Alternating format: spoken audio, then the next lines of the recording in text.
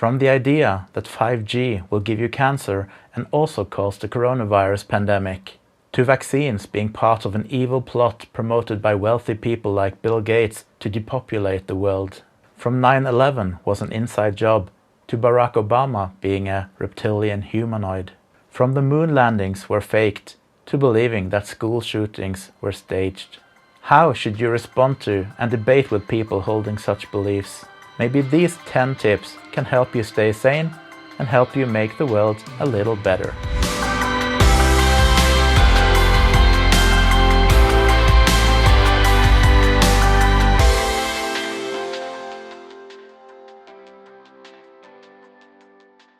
Ask questions.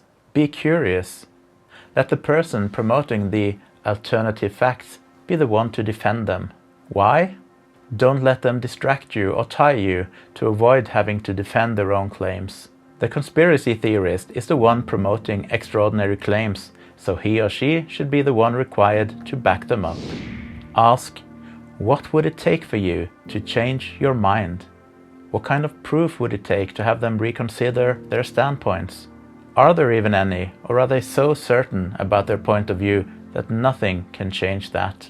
Why? This question forces them to consider if they are actually looking for the truth, or if the conspiracy theory is part of their identity and faith.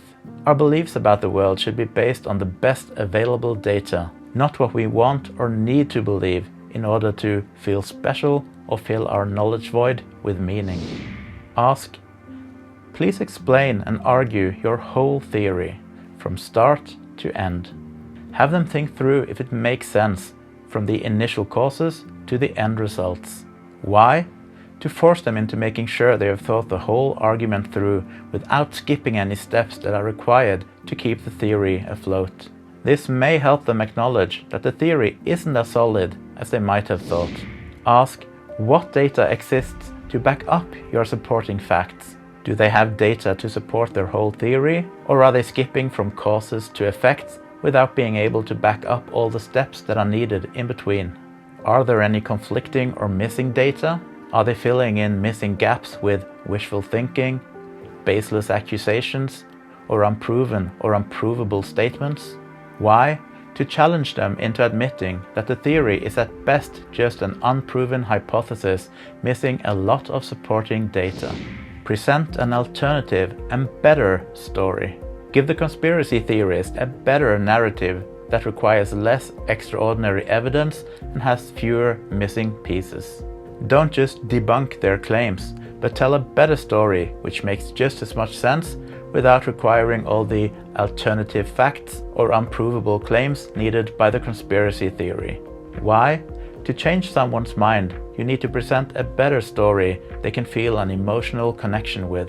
They need a story they can own and that empowers them. Help them discover that story. If you can't do that, then why should they change their mind? Ask, consider a world in which your conspiracy theory isn't true. Would that world be any different from the world we're living in?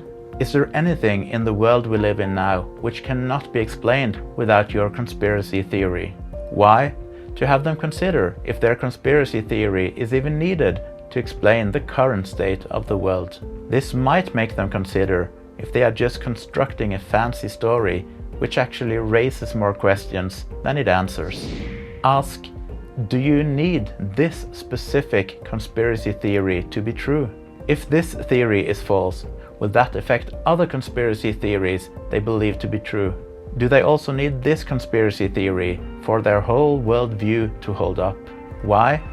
To help them admit to themselves that the theory is part of a worldview where they have to believe this conspiracy theory for their whole worldview not to collapse. This might make them have to accept that their personal beliefs are more important than facts to them. Ask, what would it mean to you if you are wrong? How will being wrong affect their life and beliefs? Why? This is a variation of the previous point, but it's important to make them think about how their alternative facts are part of their identity more than being based on actual data and provable facts. Ask, what would it mean to you if you are right? How will being proved right affect your life and beliefs? Why?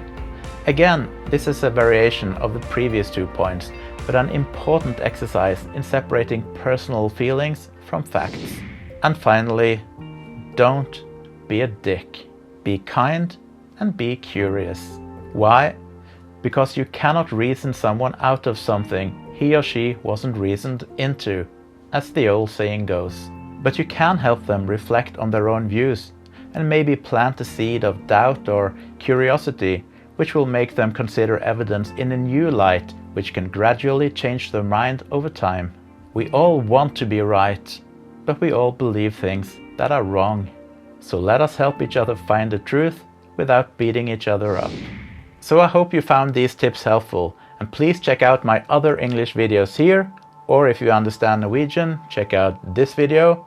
So keep washing your hands and always be skeptical.